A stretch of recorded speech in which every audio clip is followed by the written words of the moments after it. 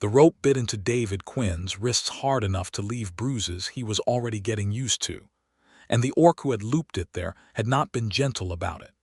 Neither had the two who dragged him through the mud outside the logging camp at Grayville Pass, through the shouting and the smoke, and the particular chaos of a warband raid that was already winding down before most of the workers had any idea it had started.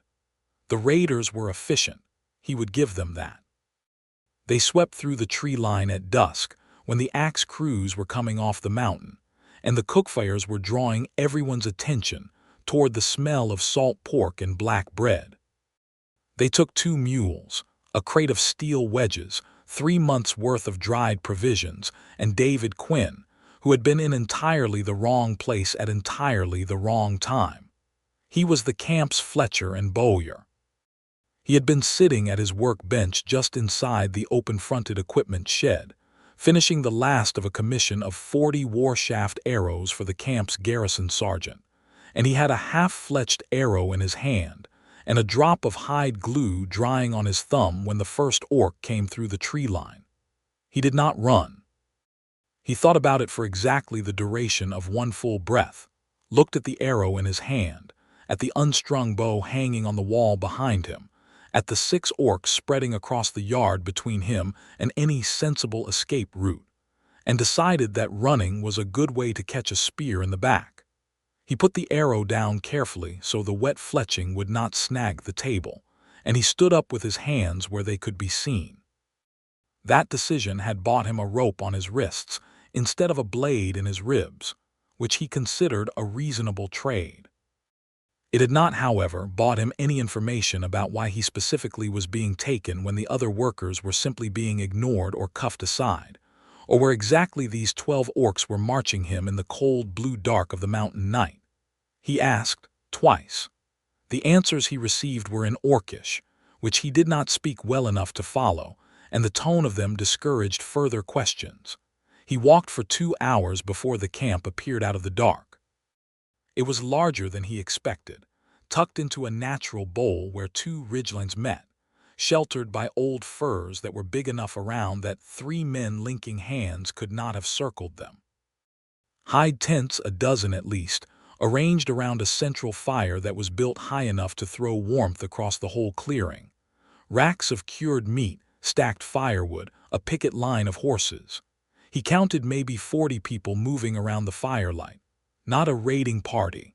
A proper camp with supply lines and a permanent feel to it, the kind of setup that took weeks to establish. He was brought to a tent at the far edge of the clearing, not the largest, not the smallest, and pushed inside where a brazier of coals was already burning. His hands were retied to a stake driven into the frozen ground. The orc who did it tested the knot 3 times, apparently satisfied, and left him alone. He spent a while getting his breathing under control. He was 28 years old and had been moving between border camps and mountain outposts since he was 19, following the work, which followed the timber and the stone and the trade roads pushing deeper into the contested ranges every decade. He had been in tight situations before, though nothing exactly like this. He told himself quietly and firmly that he was not dead yet, that no one had threatened to kill him, and that whoever had ordered him specifically brought here had a reason, and a reason meant leverage, and leverage meant he had something to trade. He focused on that. He also focused on the arrow he still, somehow, had in his shirt pocket. He had picked it up out of habit when they grabbed him, tucking it in before they tied his hands, because $28 worth of hand-split goose feather fletching was not something he was going to leave on a table in a raid. His bound hands could not reach it, but knowing it was there helped. It was something of his. It reminded him what he was. The tent flap opened an hour later. She had to duck to come through the entrance, and when she straightened inside the tent, David felt the particular quality of the space chain in the way it changes when a person who is used to being obeyed walks into a room. She was tall, broad-shouldered in the way of orc women who had trained since they could stand, but her figure was undeniably and emphatically feminine in the form-fitting warrior's leather she wore. A fitted bodice of dark forest green leather, laced tight at the front with bone cord over a wool undershirt the color of ash, and high-waisted battle leggings of the same dark green with reinforced panels at the knees and thighs, tucked into knee-high boots that had seen real use. She wore a short fur-lined traveling cloak over it, pushed back over her shoulders. Her skin was deep forest green, darker at the brow and jaw, lighter at the throat. Her tusks were modest, elegant even, curving no more than an inch above her lower lip, and her hair was black as crow feather and braided back from her temples with the rest of it falling loose and heavy to the middle of her back. Her eyes were amber, almost gold in the brazier light. She looked at him the way a person looks at a problem they have been thinking about for a while and are not yet sure how to solve. "David Quinn," she said. Her common was accented but clean, with the rhythmic cadence of someone who had learned it from formal teaching rather than market stall habit. "Fletcher, originally out of Thornwall on the southern run, yes. Currently contracted to the Grayville Pass logging camp." "Yes to all of that," David said, keeping his voice level. "You have me at a disadvantage. You know my name and I do not know yours." She crossed her arms. "I am Vola Ashwalker." The name hit him like a stone through still water. Ripples went outward from it in every direction and he had to work hard not to show them all on his face. He showed a few. He was honest like that and always had been. Vola Ashwalker. Daughter of Warlord Gret Ashwalker, who commanded the largest orc war confederation in the contested ranges. He had heard the name a dozen times in the camps and garrison posts over the last 2 years. She was spoken of in the way that powerful, competent people in dangerous positions are spoken of when they are not present, with a kind of careful respect that had a little fear woven through it. He had imagined her, in the vague way you imagine someone you keep hearing about, as someone harder and older than the woman standing in front of him. She was not older. She was perhaps a year or two past 30, he thought. And hard was perhaps the wrong word. Certain. She looked certain of herself in a way that was not arrogance, but something more settled than that. "You have a specific piece of information that my father needs," she said, "and that you will not give willingly if you understand what it is and who is asking for it. So he sent me to arrange a ransom instead. The camp sergeant will pay to have you back, because your arrows are the straightest on the border and he knows it, and while we wait for payment, you and I will have a conversation." David considered this. "What information?" "The location of a secondary arrow cache that your garrison sergeant has been building in the northern draw, above the camp. He does not know we know about it, which is why your workshop sits apart from the main camp, why your arrows were not in the garrison armory when my scouts checked it. You built the cache, you know where it is." She was right. He did know. He was also not going to tell her. "You said a conversation," he said. "Yes. Not a coerced confession." "No," she said, and something at the corner of her mouth moved, not quite a smile but an acknowledgement of something. "I told my father that methods requiring violence take longer and yield less reliable results than methods requiring patience. He disagreed. I came anyway." "Your father sent you here." "My father ordered 12 scouts here and I sent them myself and came with them. It is nearly the same thing." There was a very dry edge on that and David filed it away. "You will be fed, you will not be harmed, and in 3 to 4 days your sergeant will have sent word whether he intends to pay. If he does, you go home. If he does not, we have another conversation about what you are worth to yourself. And the information." "I am asking you not to give it," she said simply, which was so far from what he expected that he did not quite know what to do with it. "I am telling you what I was sent to extract, because I think you already suspected it, and because I would rather you knew. But I am not going to hurt you for it. That is not who I am." She left. He sat with that for a long time in the coal-lit dark. The next morning, a young orc with a healing scar across his jaw brought David flatbread and dried fruit, and a cup of something hot that tasted like pine needles and honey and was, he discovered, quite good. His wrists were untied from the stake and retied in front of him with enough slack that he could eat. He was not left alone for long. Vola came back mid-morning, without any particular announcement, and sat down on a low stool across from him, and looked at him as though she had been thinking about something and wanted to see it clearly. "You make arrows," she said. "Yes." "For how long?" he shrugged. "My uncle was a bowyer. I started working his bench when I was 12, professionally since I was 19. That is a long time to spend on one thing.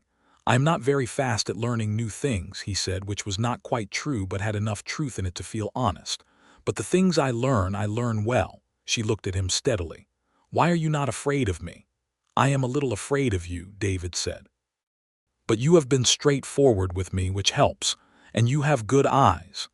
The thing that happened to her face then was involuntary, he was almost sure of it. A flicker of something startled and unguarded, and then the corner of her mouth pulled up, just barely, just for a breath, before she brought it level again. It was not much of a smile, but it was one. And it was real, and it changed something in the quality of her face from commanding to human. And David Quinn, who had been working in border camps for 9 years and eating alone most evenings, and carrying a persistent low ache of loneliness that he had mostly learned to ignore, felt something in his chest turn over like a coal showing its bright side. He filed that away too. He had a lot to file away, apparently.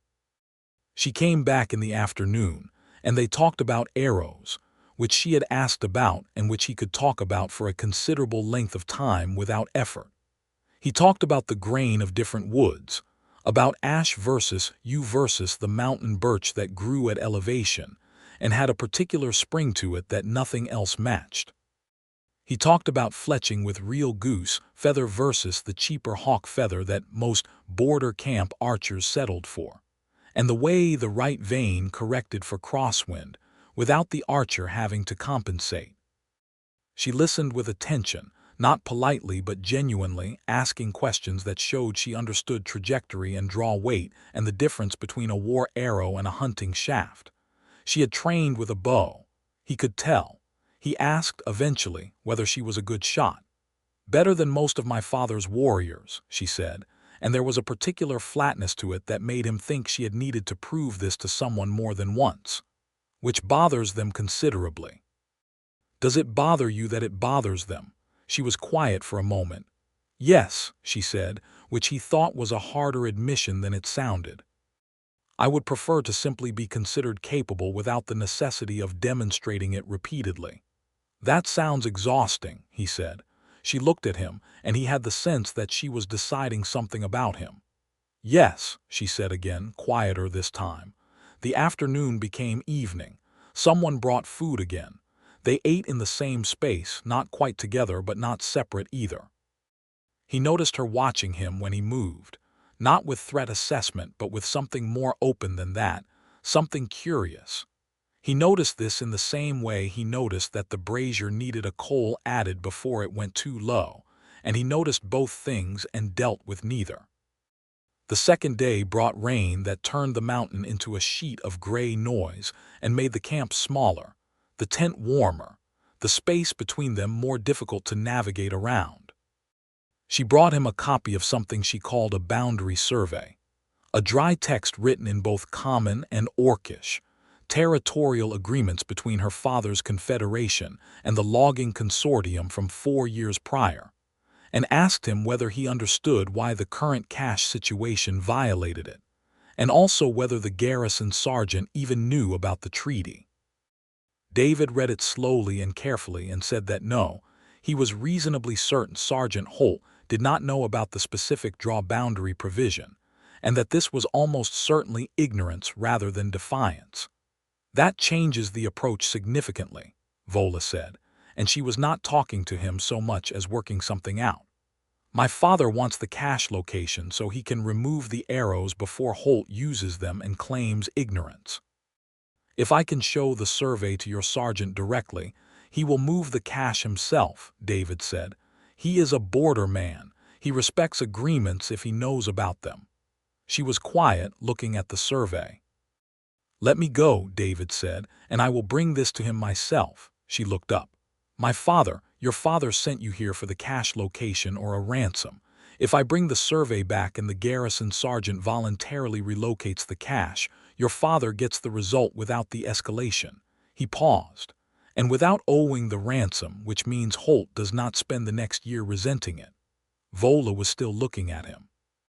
There was something in her expression that he had not seen there before, something that combined assessment with what he could only call hunger, not for food, but for the thing he had just done, which was to solve a problem that had been troubling her in a way she had not quite found herself. "You have been thinking about this," she said. "I have been sitting tied to a stake for 2 days," he said. "I have had time." She stood. "I need to speak with my scouts," she said, "and I need to send a message to my father." She paused at the tent flap. If it works," he said, "you should come with me to the meeting with Holt. I will not have him disbelieve the survey because it came from me alone, and he will not disbelieve you." She turned back. The gold in her eyes caught the brazier light. "You are asking me to walk into a border garrison camp," she said. "I am asking you to walk in with me," he said. She left without answering. He slept the second night expecting nothing. He woke on the third morning to find his wrists untied entirely, a clean shirt that was not his laid over the stake, and his arrow, his half-fletched war shaft, standing point down in the soft earth beside it, where she had placed it sometime in the night. He held the arrow for a long moment.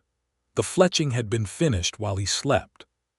3 perfect gray goose feathers, split and trimmed and bound so cleanly that he had to look twice to find where his work ended and hers began. He put the shirt on. He kept the arrow. She came for him when the camp was still warming up in the early light, and she walked him out through the clearing herself, not with a hand on his arm but alongside him, at the same pace, and the warriors who watched them pass did not make a sound. He noticed 2 of them exchange a look that he could not read. He also noticed, for the first time in full morning light, the particular way she moved, not the controlled performance of someone on display, but the deeply natural ease of someone whose body had always been a tool she trusted, and the way her black braids shifted with each stride, and the precise, considered way her amber eyes moved across the ridgeline before each step, reading the terrain. She had grown up in these mountains. He could feel it in how she moved through them.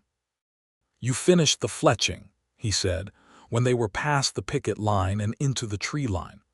"You will need a straight arrow if anything goes wrong in that garrison camp," she said, not looking at him. "You already looked at my fletching." "Yes." A pause. "It is very good work." "So is yours," he said. She did not answer, but she did not look away from the ridge as quickly as she might have.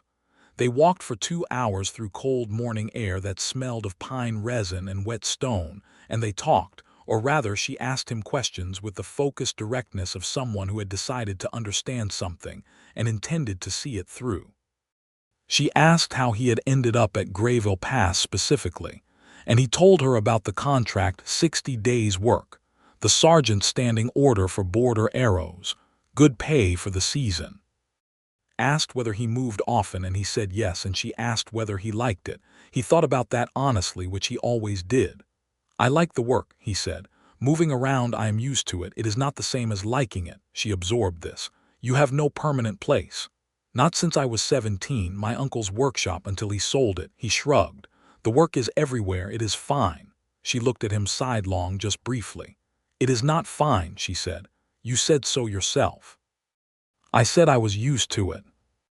"That is not the same as fine," she said, and she said it so plainly and without any particular softness that it landed harder than softness would have, and he did not have anything to say to it for a while. The garrison camp at Grayville Pass came into view at the base of the east slope, smoke from the cookfires visible against the gray sky, and then the bell on the watchtower went, because someone up there had spotted them. And then there was a lot of noise and movement, and Sergeant Holt came to the gate with 6 crossbowmen at his back, and a look on his face that cycled through relief at seeing David Quinn alive, and something considerably less settled at seeing who was beside him. "Quinn," Holt said flatly. "Sergeant, this is Vola Ashwalker. She has something to show you." David held out the boundary survey. "And I suggest you read it before anyone points a crossbow at her, because she has 40 people on that ridge who will see whatever you do here." Holt stared at him. He stared at Vola. He looked at the survey. "You walked out of that camp," he said. "She let me go," David said. because she wants this handled correctly. I am asking you to help her do that." There was a long pause in which the crossbowmen waited for an order and the ridge waited, and David did not look away from Holt, and Vola stood straight and still beside him, absolutely unafraid, with the wind lifting a strand of loose black hair across her cheek. Holt took the survey. He read it. He read it again. He lowered the survey and looked at Vola. "The northern draw cache," he said. "Yes," she said. "It's my men's winter supply," he said. "It is 30 paces past the boundary marker, Sergeant," she said. "I am not here to destroy it. I am here to ask you to move it." Holt looked at David. David said nothing. Holt looked back at the survey. "Give me a day," he said, which was not a refusal, and Vola accepted it without triumph, which David thought showed a quality of restraint that most people did not manage when they were right. They waited a day. Holt moved the cache, sent a formal confirmation by runner to the ridge, and handed Vola a sealed letter for her father from the garrison, acknowledging the boundary and the resolution. She read it without opening it, because it was sealed, and handed it to the young orc who had brought David his meals and who had apparently been waiting on the edge of the tree line this whole time. She sent the letter north. She did not leave immediately. She stood outside the garrison gate with the letter gone and the day settling into late afternoon, and David stood beside her, and there was a quality to the moment that he recognized as a thing ending and that he had not quite prepared himself to feel as much as he did. "Your father will be satisfied," he said. "He will be irritated that it did not require violence," she said with that dry edge again. "But yes, satisfied." "Will you be in trouble?" she considered.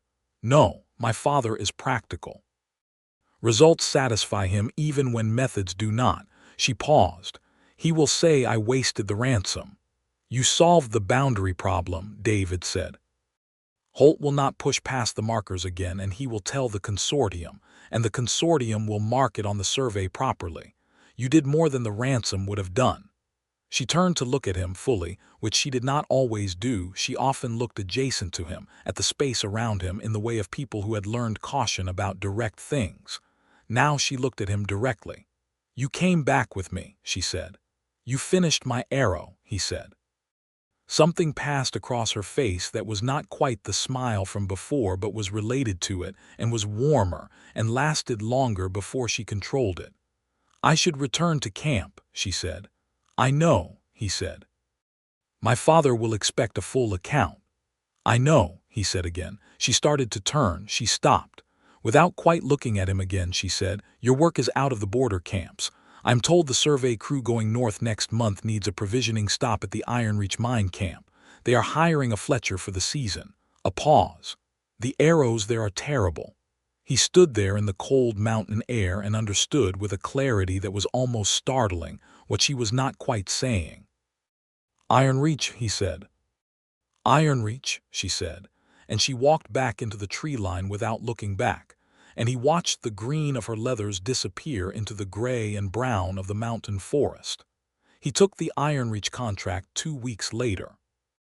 The mine camp was 3 days' ride north through the high passes, a raw, loud, productive place where 40 miners worked 2 veins of iron ore and a promising copper vein they had found the previous spring.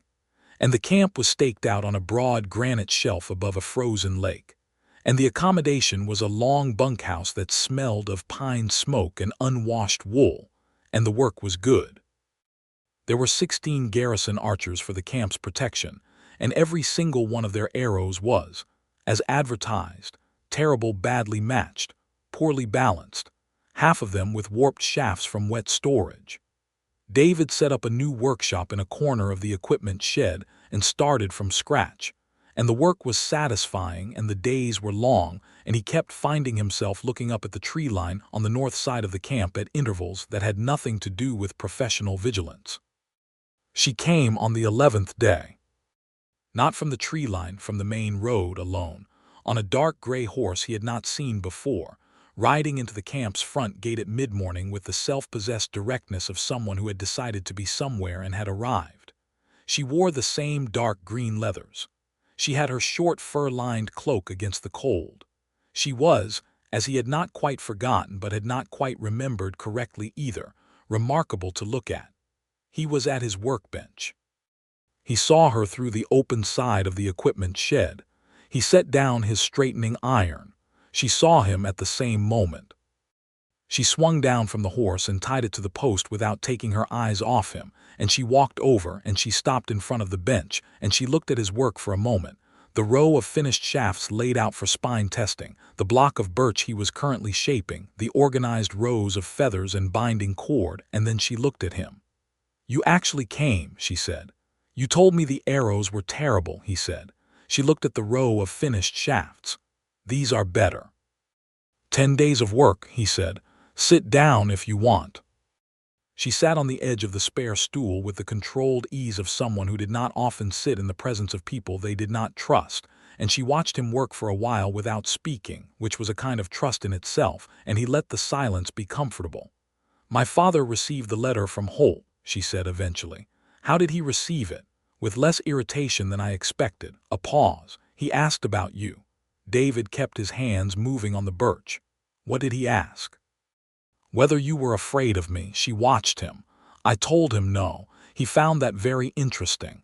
"What did he say?" "He said that either you were very brave or very stupid." A longer pause, and something in her voice changed timbre, becoming quieter and more deliberate. "I told him that you were neither, that you were something else." He looked up from the wood.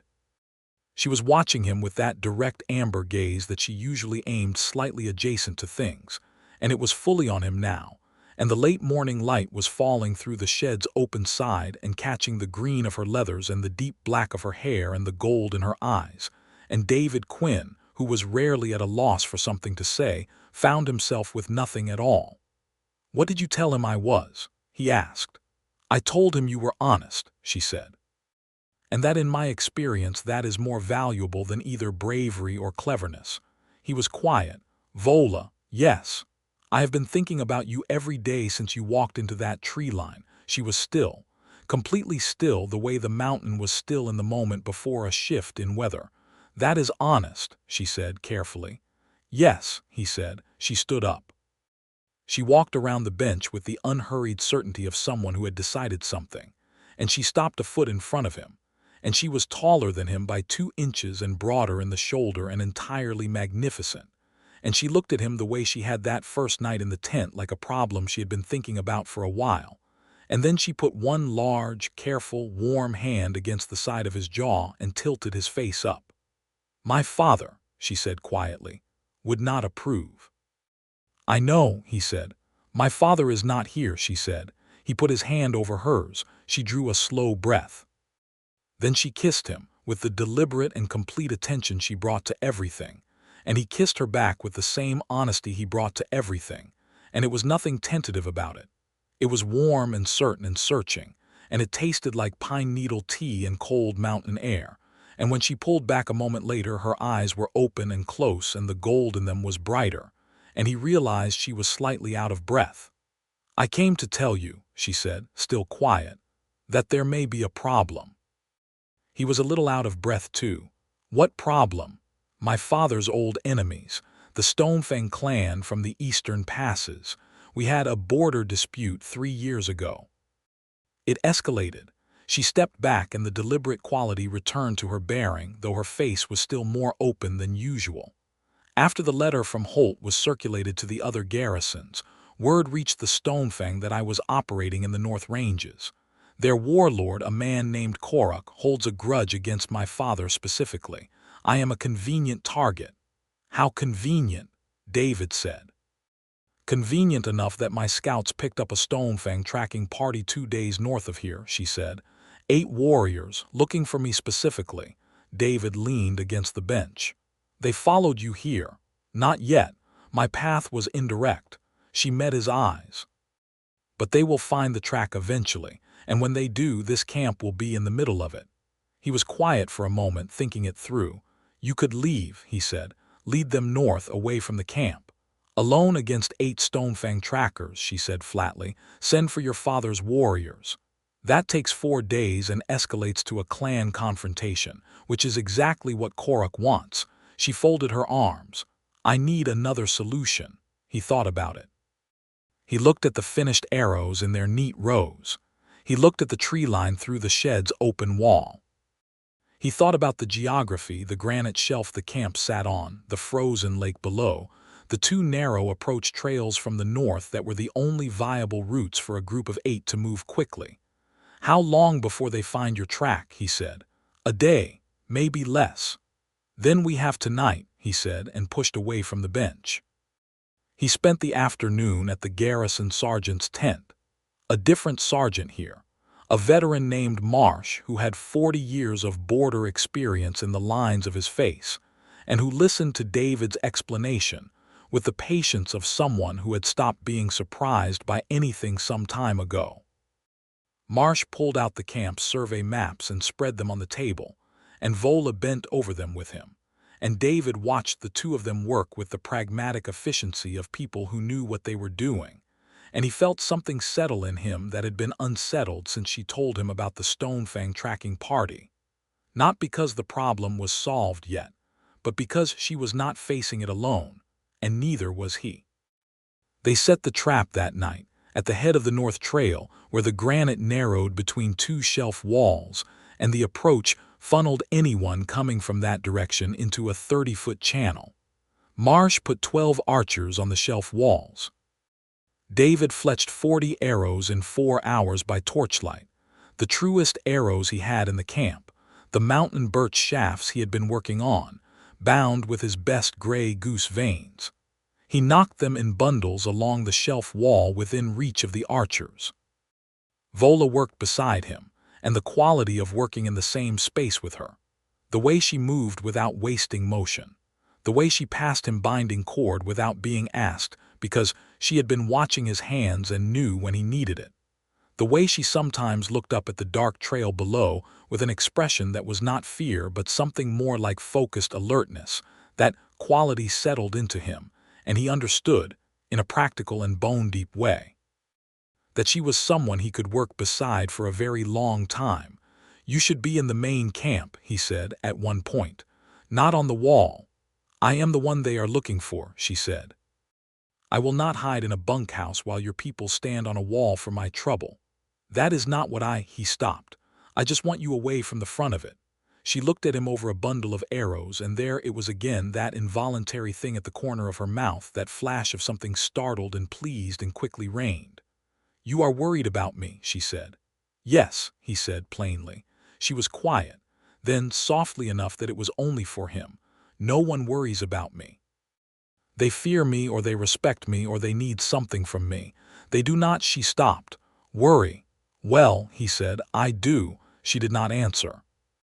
But she moved a foot closer to where he was working, close enough that the warmth of her arm was against his, and they worked that way, shoulder to shoulder, through the rest of the night. The Stonefang party came up the North Trail at dawn, 8 of them on foot, moving with the quiet competence of people who knew they were on a tracking mission and thought they were still undetected. They came into the channel at the granite shelf, and then Marsh's archers rose on both walls, and it was a very brief and entirely bloodless standoff, because 8 people on a narrow trail looking up at 12 drawn bows from both sides make a rapid reassessment of their position. Their leader, a hard-faced orc woman with Stonefang clan markings on her jaw, stood in the center of the channel and looked up at the walls and then looked at Vola, who was standing at the head of the channel on the lip of the granite shelf, absolutely visible, her black braid over one shoulder and her arms loose at her sides in the particular readiness that was not aggression, but would become it instantly if required. You were told to stay out of the North Ranges, the Stonefang tracker said, in Orcish. I go where I am needed, Vola said in Common, which David thought was a deliberate choice. And you were told 3 years ago that the Ashwalker Confederation honors the eastern boundary and expects the same in return. You are 2 days west of that boundary. We are following. You are following me specifically, on orders from Korok, who has a grudge against my father that he is choosing to express through my person rather than through the proper challenge processes. Vola's voice was even, which makes this an unsanctioned move, not a legitimate boundary claim. You know it, I know it, and the garrison archers on these walls will report what they witnessed today, which will go into the formal record at every border post in the ranges. A long silence. Tell Koruk, Vola said, that if he has a claim against my father he should bring it to the council. If he sends hunters for me again I will stop being polite about it. The Stonefang tracker looked at the walls. She looked at Vola. She said something low in Orcish, turned and led her 8 warriors back down the north trail. They did not run. They moved with preserved dignity, which Vola allowed, and David understood that this was also deliberate. Giving them a way out that did not require a fight was the choice of someone who wanted a resolved problem, not a satisfying victory. Marsh lowered his archers when the trail was clear, and came over to where David was standing and looked at Vola with an expression that mixed professional respect with the particular caution of someone who had just spent a night hosting an orc warlord's daughter and was still processing the implications. That was well managed, he said, to both of them, which was generous. The arrows helped, Vola said, and she looked at David, and this time she let the smile happen fully, properly. A real and unguarded smile that transformed her face into something that made his chest do the thing it had been doing every time she was near him, only stronger and warmer and considerably less ignorable. Very straight, she said, better than mine. That is the first time you have admitted that, he said. I know, she said. He laughed, which surprised him, and the sound of it surprised her, and she stood on the granite shelf in the cold dawn light with her black hair blowing loose from the braid and her amber eyes bright and the smile still on her face, and he thought, simply and without complication, there it is. There is the thing I did not know I was looking for. The crisis resolved itself over the following 2 days. Marsh sent the formal record to the border posts as promised, and Vola sent a message to her father, through the young orc scout, who had materialized at the camp gate on the second morning as though summoned, which he probably had been laying out the Stonefang incursion in precise detail. Warlord Vola Ashwalker's response came back 4 days later, and it was terse and contained, in its terseness, a particular quality of permission that David sensed without being directly told about it. He gathered this because Vola appeared at his workshop on the 4th day with an expression that was simultaneously settled and nervous, which was a combination he had not seen on her before, and she sat on the spare stool and watched him work for a while before saying, without preamble, "My father's letter contained a formal boundary acknowledgement for this camp, and a standing guarantee of non-interference with Ironreach operations for the season." "That is very good news," David said. "It also contained his assessment of what happened here," she said, "and his assessment of you specifically." David looked up. "What did he say?" "He said that you are an unusual human." She turned the stool's edge under her fingers, which was the first time he had seen her handle anything with uncertainty. "He said that the situation at Gravo could have gone several different ways and it went well, and that this was partly your doing." "It was entirely your doing," David said. "He does not see it that way." She was still turning the stool edge. "He said," a pause. "He said that if his daughter has found someone worth keeping company with, he will not stand in the way of it." Those were his exact words. The workshop was very quiet. The fire in the corner brazier popped once. "Worth keeping company with," David said. "Yes," she looked at him. "I am telling you this because you have a right to know what has been said. I am not asking anything. I understand that this is Vola," he said. "Yes." "Stop explaining," he said. She stopped. He set down the shaft he was working on, got up from his bench, walked around it, and stood in front of her. She was still seated, which made them almost the same height, which was somehow easier. He looked at her and she looked at him, and the nervous quality in her face was there, genuine and unguarded. And beneath it was everything she had been showing him in pieces over the last 2 weeks, the dry humor, the fierce intelligence, the care she took with things, the way she had finished his fletching in the dark and said nothing about it. "I have been on the border since I was 19, he said, "and I have worked with 100 different people, and I have never once found one I wanted to stay for." He took her hands, both of them, in both of his, and her hands were large and warm and strong, and they held his carefully, like something they had been told was fragile but suspected was tougher than advertised. "I want to stay for you, if that is what you are saying." She breathed in slowly. "That is what I am saying," she said, and her voice was rougher than usual, lower, and her amber eyes were very bright. "Though I have never said it this badly before." "You said it perfectly," he said. She pulled him closer by the hands and kissed him the way she had the first time, deliberately, completely, with her full attention. And then she put her forehead against his and stayed there, and he felt her breathe against him. And the world at Ironreach Camp went about its morning business outside the open shed wall, and neither of them moved for a considerable time. The months that followed were full. Vola did not leave the camp, which was not something either of them had explicitly decided, and was simply what happened.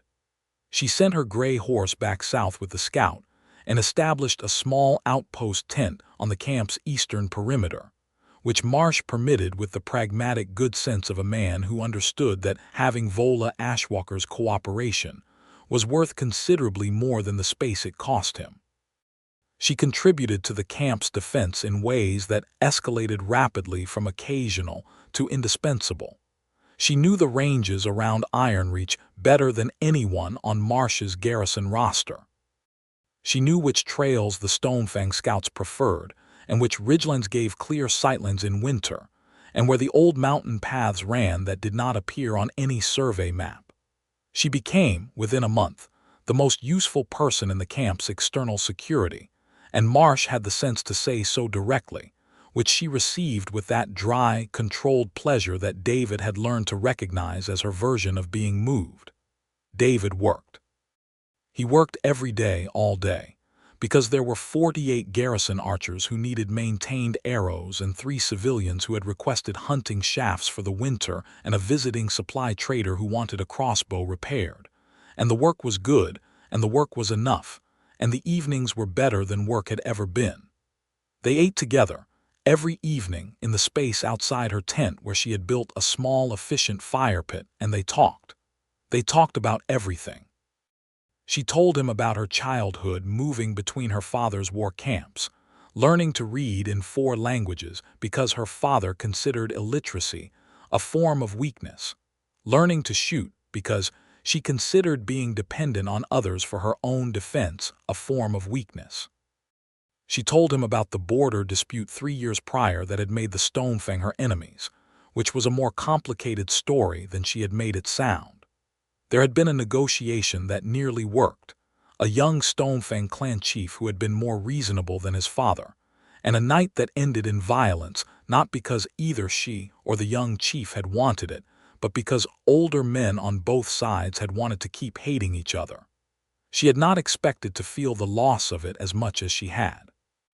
He told her about his uncle's workshop in Thornwall, which he had loved, and about the uncle himself, who had been a good man and a demanding teacher, and who had died of a lung sickness the winter David was 17, and about selling the workshop to cover the debts and taking the first border contract because it was the only work he knew, and there was nothing left in Thornwall to hold him.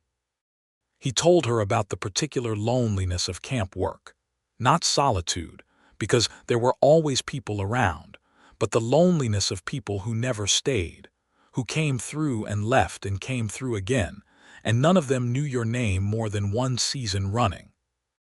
He told her this plainly, because she had asked, and because she always asked plainly and received plainly, and she listened without rushing to fill the quiet with comfort, which was the thing he had not known. He needed someone who would hold the weight of a thing without trying to take it from him.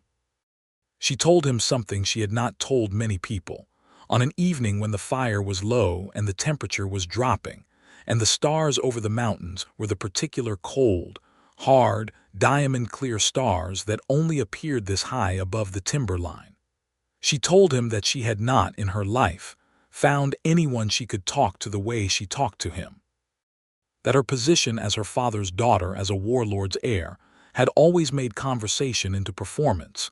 She was always demonstrating, always proving, always managing the impression she made because the impression she made had political consequences. and that the first night in the tent at her father's camp, she had been prepared for exactly that, and David Quinn had simply talked to her about arrows. "Arrows," he said, smiling. "Arrows," she confirmed, and the smile was there too, full and warm and completely uncontrolled, and the firelight was on it, and David leaned over and kissed her for it gently, and she made a soft sound and put her hand in his hair and kept him there, and the night was cold and the fire was warm and everything was exactly as simple as it seemed.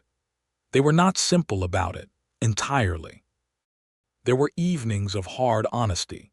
She had a temper that moved fast and ran hot and then cleared cleanly, like a summer storm, and his patience occasionally tipped into a stubbornness that could make her want to throw things. She could be brutally direct in ways that needed no translation and occasionally landed harder than she intended. He had a habit of deflecting serious things with humor that infuriated her when the serious thing needed to be met directly. They fought twice in the third month, and both times it was over something that mattered. The second time she walked out of the camp entirely and came back 3 hours later with 3 rabbits she had caught for dinner, which was her version of an apology, and he had the fire ready and accepted it without fanfare, which was his. Winter deepened around Ironreach. The lake below the granite shelf froze solid enough to walk on, which the miners tested by carrying an anvil out to the middle of it. The passes north and south became impassable for weeks at a stretch, and the camp became its own small world, insulated and self-sufficient, and loud with the particular communal life of people who cannot go anywhere else. David and Vola became, in the way of camp life, simply a fact people referred to them as a pair without comment, which was the most comfortable thing David had felt in years. There were a few incidents of tension in the early weeks, 2 miners who made the particular mistake of making their prejudice about Vola's heritage visible and audible, and Sergeant Marsh had handled those with a brevity and finality that David was grateful for.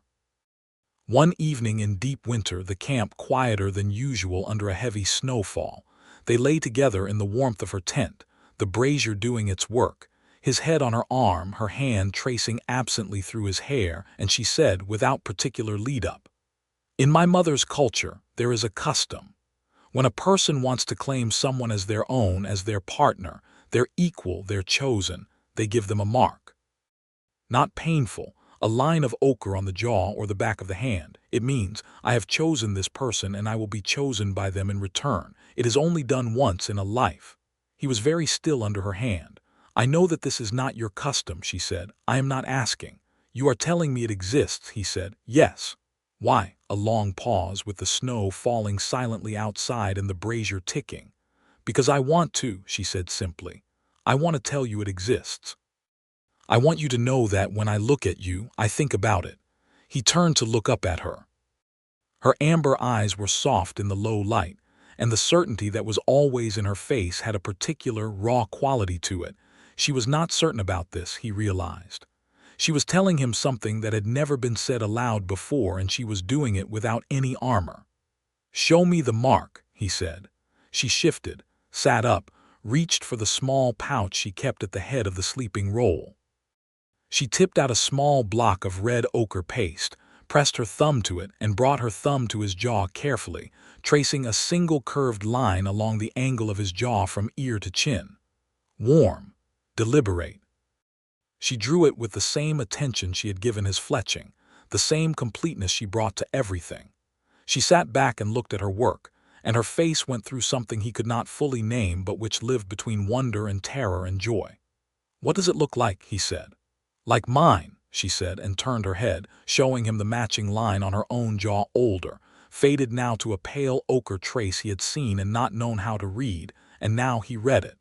"Who gave you yours?" he asked. "I gave it to myself," she said quietly, "when I was 23 after the Stonefang negotiation. I was hopeful then that someone would share it with me." She met his eyes. "No one has until now."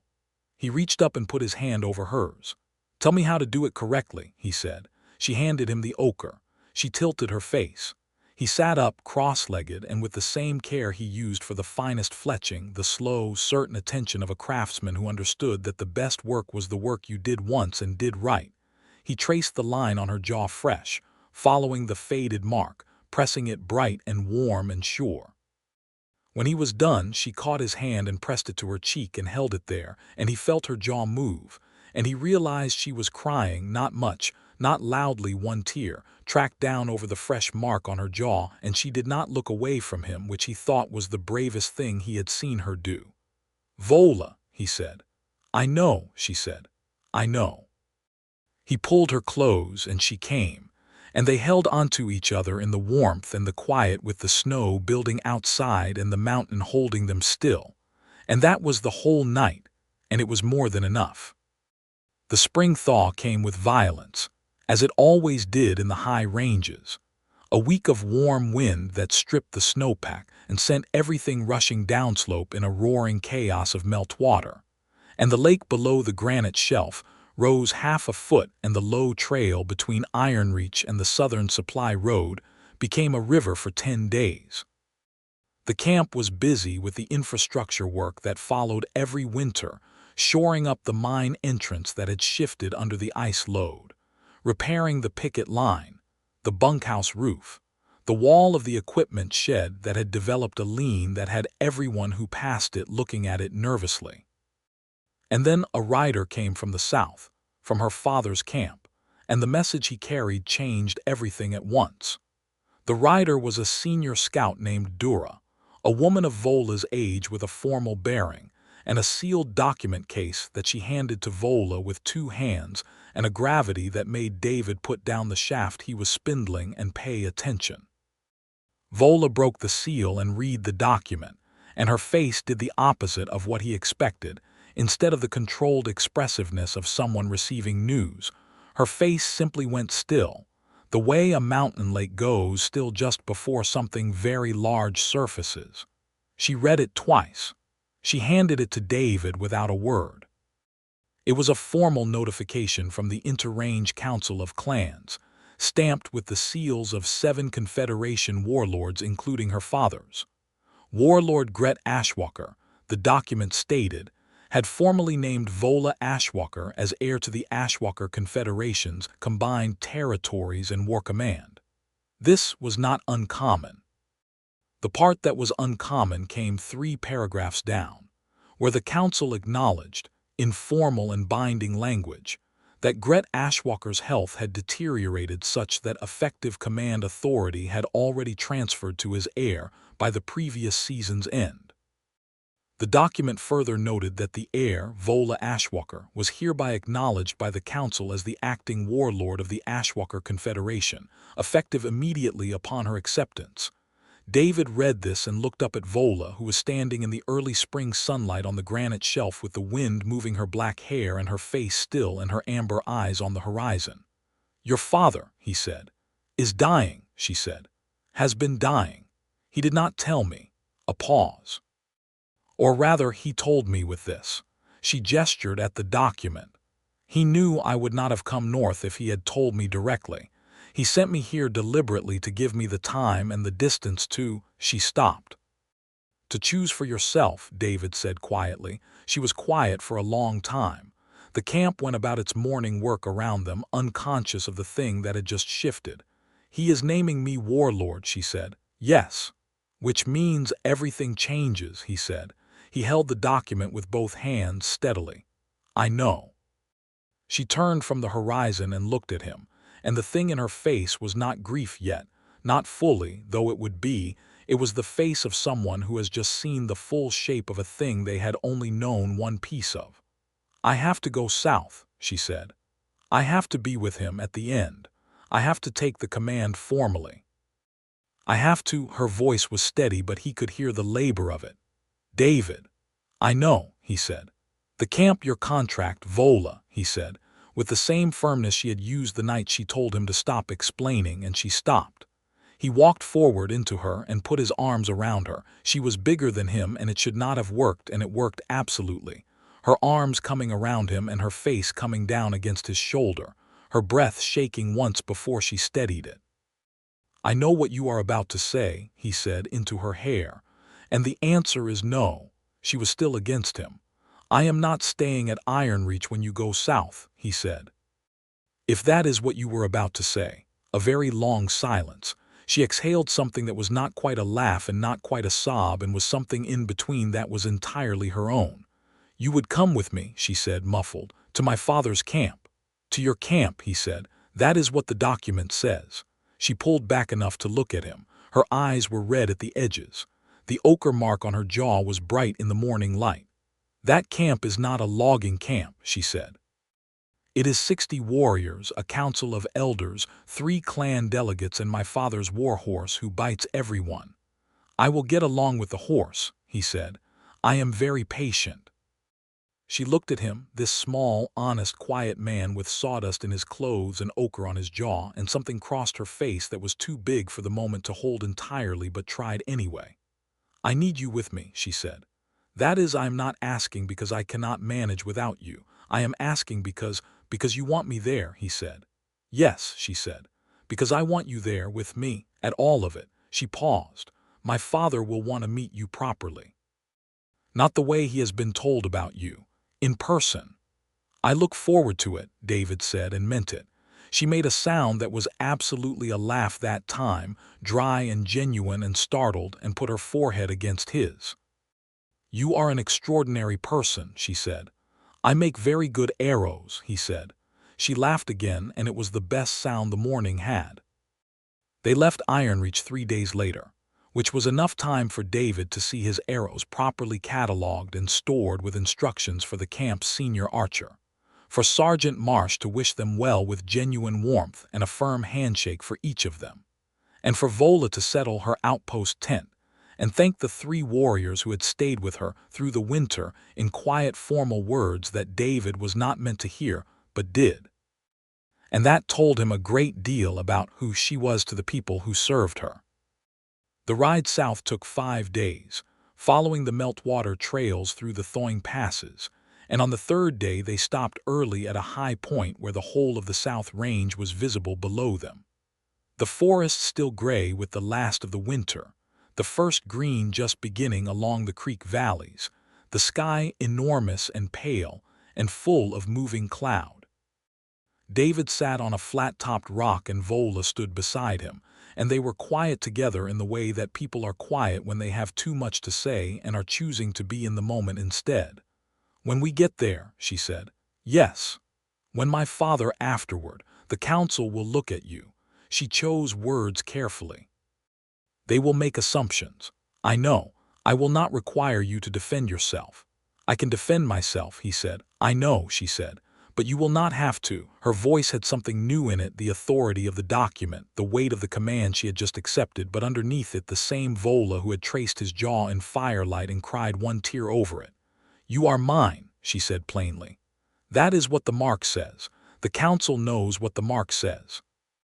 He reached up and took her hand, which was hanging at her side, and held it. She curled her fingers around his. "Worth keeping company with," he said. "My father has an excellent eye for things," she said, with the dry edge, and the afternoon held them both. Vola Ashwalker was smaller than David expected, which he had been warned about. Warlords, Vola had told him on the last day of the ride, tended to fill the space around them with a reputation so outsized that the actual person, no matter their size, seemed diminished by comparison when you finally stood in front of them. Gret was old and thin, with the particular thinness of a person whose body is working very hard at something other than strength, but he was in his chair and upright, and his eyes were sharp and dark, and he looked at David Quinn with the same focused assessment his daughter used, and David returned it with the same steadiness. "You are the Fletcher," Gret said, in common that was rougher than Vola's but entirely clear. "Yes. My daughter says you are not afraid of her." "She said that too," David said. "She asked me about it the first night." Gret made a sound that was probably a laugh. "Sit down," he said. "You are going to be here for a while. We might as well begin." They sat, and Gret talked, and David listened, and it was 3 hours of the kind of conversation that goes many places because it is really about one thing about whether a man is worthy of the weight being put on him. And at the end of it, Gret looked at Vola, who had been present throughout, silent and attentive, and said something in Orcish that David could not follow. She answered in Orcish, and whatever she said made the old warlord's expression shift into something that was perhaps the most direct thing David had seen on an orc face: pure, uncomplicated satisfaction. Gret Ashwalker died 6 weeks later in the night, quietly, the way the very old sometimes do, simply here and then gone.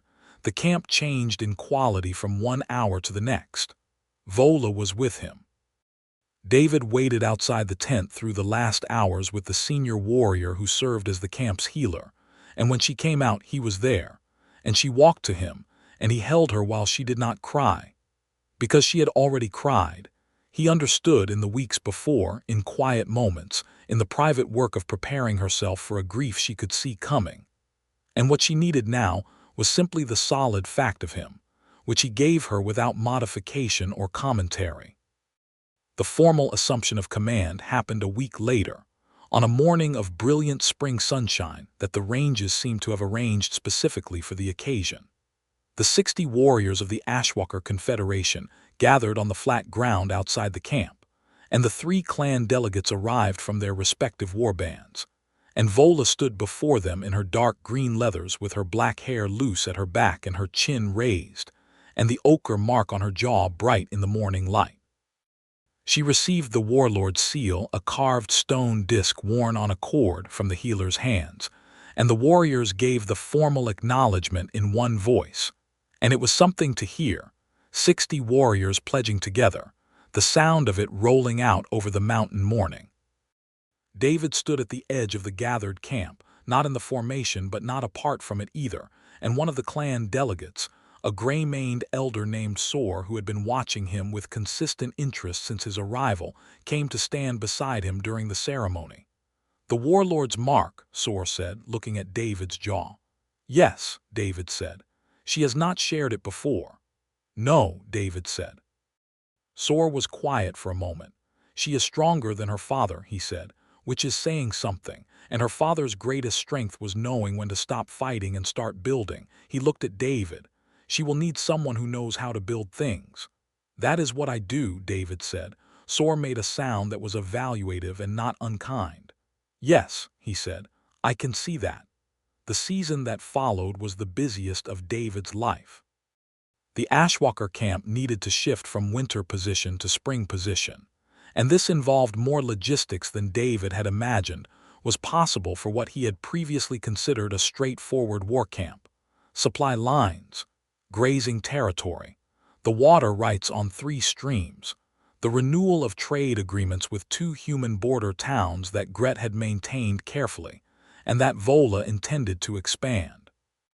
She was everywhere, handling 5 things at once, and she was extraordinary at it, and the Council of Elders and the clan delegates watched her with the particular watchfulness of people determining whether the new command was as solid as they hoped, and every day she gave them reason to conclude that it was. And she came back to him, at the end of every day, without fail. He had established a workshop on the east side of the camp, a simple pole frame shed with a canvas roof, which was more portable than a wood structure and suited the camp's mobile nature. And she would appear in the late afternoon or the evening, set her weapons against the pole and sit on the spare stool and be, for a while, the Vola who talked to him about arrows. Not the warlord, just herself. He understood that this was the most precious thing he had been given, and he took care of it accordingly. One evening in early summer, when the camp had settled into the new position on a broad meadow shelf above a clear mountain river, and the long light was lying golden across the grass, and the cookfires were going, and the camp had the particular ease of people who were where they were supposed to be, Vola came to the workshop and sat on the spare stool and was quiet for a while, and then she said, "The Stonefang have sent a formal request for council dialogue." David looked up. Koruk. Koruk died in the winter, a fall from his horse on an icy trail. His successor, the young clan chief I told you about from 3 years ago, he sent the request. She paused. He wants to reopen the negotiation. David set down his work. Will you? Yes, she said. Yes, I think yes, she was looking at her hands. 3 years ago, I walked into that negotiation hoping for something, and it ended badly because of other people's choices. I have thought about those choices every year since. She looked up at him. I do not want to spend the next 3 years thinking about a chance I did not take. No, he said. My father made enemies of the Stonefang, she said. I would rather make something else of them. That is why your father named you heir, David said. She was quiet. Then, he told me the last week. He said she stopped. She tried again. He said that the best leaders he had ever known were not the ones who could win wars, but the ones who could figure out when to stop having them. She met David's eyes. He said he learned that from me. David was still for a moment. Then he got up from the bench, walked around it, sat down on the ground next to her stool, and leaned against her leg.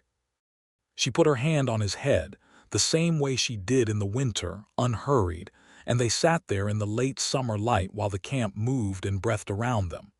He was right, David said. She was quiet for a long time, her fingers in his hair.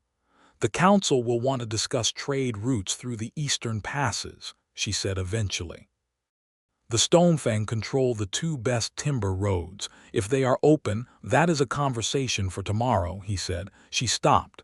He could feel her settle, the day's weight shifting off her shoulders like a pack set down.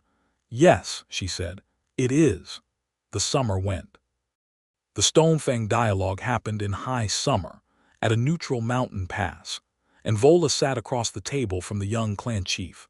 A thoughtful orc named Vedri who had his father's stubbornness in the jaw and his own intelligence in the eyes. And it went better than anyone had a right to expect, because she was good at this, and he was genuinely trying. And David sat 3 seats down from her at the table in his capacity as a camp civilian representative, and did not say much except once.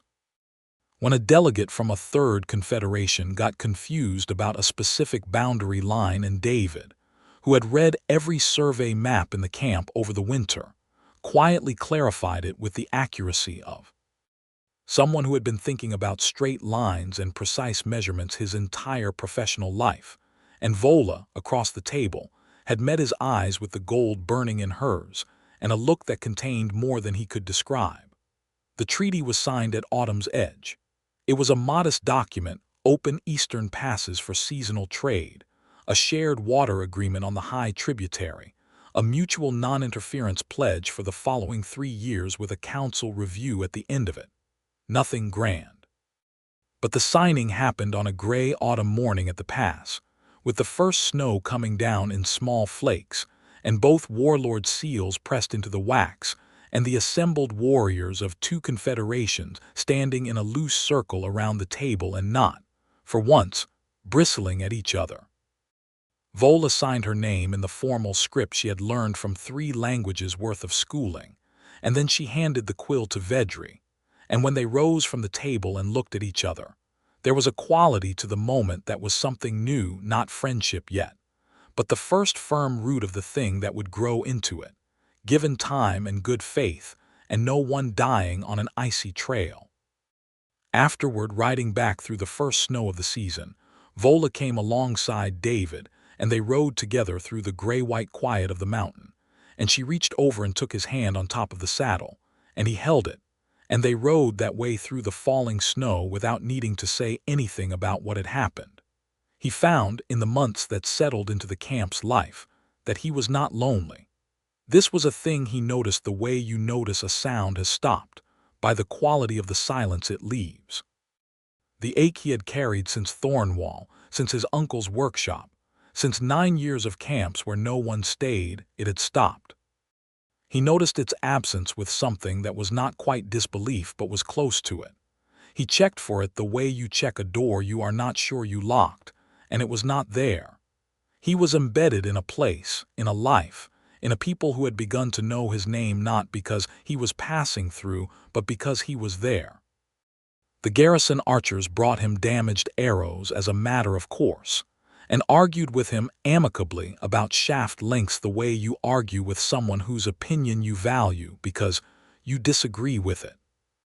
The elder Sor had taken to sitting in the workshop door on slow mornings and telling stories about the range wars from 30 years prior that David suspected were partly embellished, but were always entertaining. Vola's young scout, whose name was Peck, and who had finished David's fletching that first night on what turned out to have been Vola's careful instruction, had developed a passionate interest in bowmaking and was learning it the right way, under regular supervision, with appropriate reminders about the importance of not rushing the spine test. And Vola, who commanded 60 warriors and 3 clan delegates and correspondents from 7 Confederation warlords, and the nascent peace negotiation with the Eastern Passes, and the entire complicated inheritance of her father's life's work. Vola came back to the workshop in the evenings and put her weapons against the pole and sat on the stool. And sometimes she brought paperwork and worked in the same space while he worked, both of them in comfortable parallel silence. And sometimes she talked about the hard things, the decisions that cost, the days when the weight of command pressed differently. And sometimes they talked about nothing particular, moving from one subject to the next the way you do when you are genuinely comfortable with someone, without agenda or performance. And sometimes she simply watched him work and did not say anything at all, and that was enough. One evening, later in the autumn, she came into the workshop and she was carrying a length of mountain birch, a whole section of branch, unsplit, rough-barked, exactly the diameter he preferred for shaft work. She set it on the bench in front of him without preamble. He looked at it. He looked at her.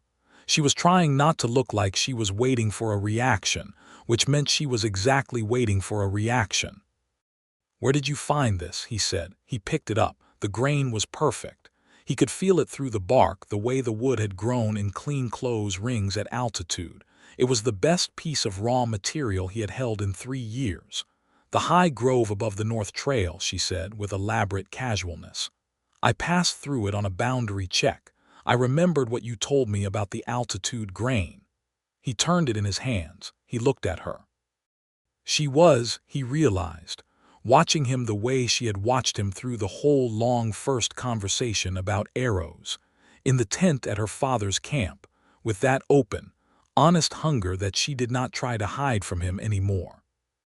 "You went up to the high grove on a boundary check," he said. "Yes. That is 4 hours up and 4 hours back." "I know how long it is," she said. He set the wood down and looked at her, and she looked back at him, and he did not try to hide anything either. It had been months of not hiding things. The ochre on his jaw had faded to the pale trace that hers had been before he freshened it, and he could feel the line of it when he pressed his hand to his face, and he pressed his hand to his face sometimes, just to feel it, because it grounded him in a way nothing else had. "Vola," he said. "Yes. I want to stay," he said. "Not for the season, not for the contract, I want to stay." She was still. "With me," she said. "With you," he said. "If there is a place here for a fletcher." She moved around the bench as she had that first time, deliberate, with the complete attention she brought to everything, and she cupped his face in her hands, both of them warm and certain, and she looked at him very close and said, "There is a place here for you, not for a fletcher, for you." A pause, quiet and full. "There has been a place here for you since you finished that sentence about the cache at Grayville. Since before that, perhaps, since you sat in that tent and looked at me without any fear. I have been waiting for you to see it." "I see it," he said. "Good," she said, and kissed him. And the birchwood sat on the bench in the lamplight, and the camp moved and breathed outside, and the autumn night settled in over the mountains, and all of it was exactly where it was supposed to be. The winter that came was quieter than the one before it. The Stonefang Treaty held. The eastern passes stayed open through the first half of the season, allowing a trade caravan to come through that was the first cross-confederation trading in 30 years, which caused exactly as much excitement in the camp as it deserved.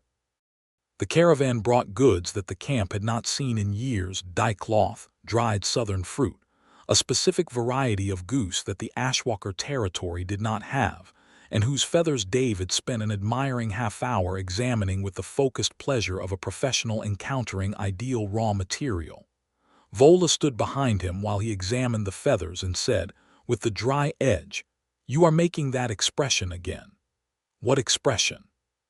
"The one you make when you find a piece of wood with perfect grain," she said, "or when I come back early from a patrol." He turned around. She was closer than he expected, looking at him with the gold eyes warm and the smile that she no longer kept from him, full and real and entirely his.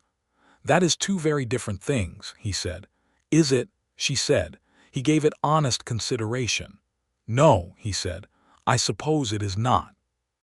She laughed, and he took her face in his hands and brought her down to him, and she put her arms around him and lifted him entirely off the ground for one entirely undignified and excellent moment, before setting him back down while he was still laughing. And the caravan traders watched this with varying degrees of surprise, and neither of them cared even slightly. In the deep winter, when the camp had settled into its indoor season, and the days were short and the evenings long, they lay together in the warmth of her tent as they had the year before in the warmth of a different tent at a different camp. And the difference between the two winters was the difference between a journey and an arrival. "Tell me what the year looks like," she said, one night, meaning the coming spring and what the camp would do in it. He told her what he knew, the supply orders he had sent, the arrow stocks, the expected material delivery from the trade road if the passes held. She listened and added what she knew, the patrol schedule, the council meetings, the follow-up to the Stonefang Treaty in early spring, the survey work she wanted done on the southern boundary. "And after the survey," she said, "there is a site I want you to see." "What site?" "A shelf of flat granite," she said, "about 2 hours south of this camp where the river runs wide. The timber there is old-growth ash and yew and mountain birch like your high grove, all of it.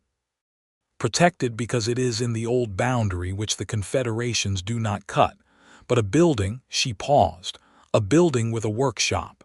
He was listening very carefully now. "A permanent workshop," she said.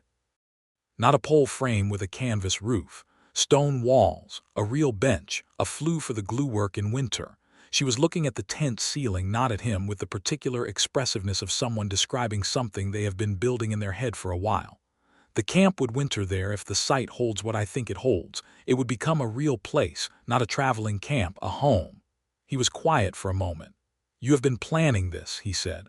"All winter," she said, "mostly late at night." A pause.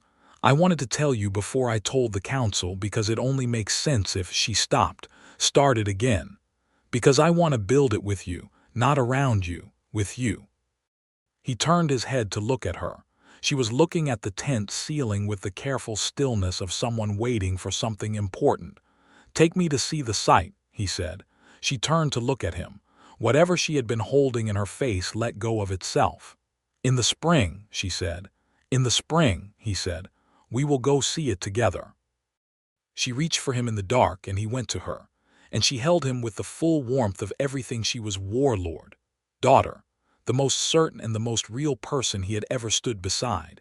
And he held her back, and the mountain winter moved around them. And outside the tent the camp was alive and full of people who knew their names, and the birch wood was on the bench in the workshop where the lamp had burned down, and the ochre marks were on both their jaws, and the spring was coming. And it was going to be something. The thaw arrived in the way of mountain springs, not gradually but all at once overnight, a full season's worth of change happening in the span of a single warm wind out of the south. David woke to the sound of meltwater and birdsong, and Vola already awake beside him, her amber eyes open in the early light, watching the tent's canvas breathe with the warm air coming through the gap at the base. "Spring," she said. "Yes," he said. She smiled at him, and it was the smile he had seen first in the tent at her father's camp, involuntary, unguarded, the one that changed her face into something he had no better word for than home, and she said, "Ready." He thought about 9 years of border camps and packed bedrolls and eating alone and never finding a reason to stop moving. He thought about a half-fletched arrow picked up out of habit in a raid. He thought about a woman who finished the fletching without being asked, and left the arrow standing point down in the earth beside the stake where he slept in the dark without any comment, because she had understood him well enough to know it would mean more than words. "Yes," he said, "I am ready." They broke camp that morning with the full spring light on everything, and she rode beside him down the mountain trail toward the granite shelf and the old-growth timber, and the site where they were going to build something permanent. And his arrow was in his saddlebag, and her hand was on the rein beside his. And the mountain was every shade of green it had been saving up all winter, and neither of them looked back.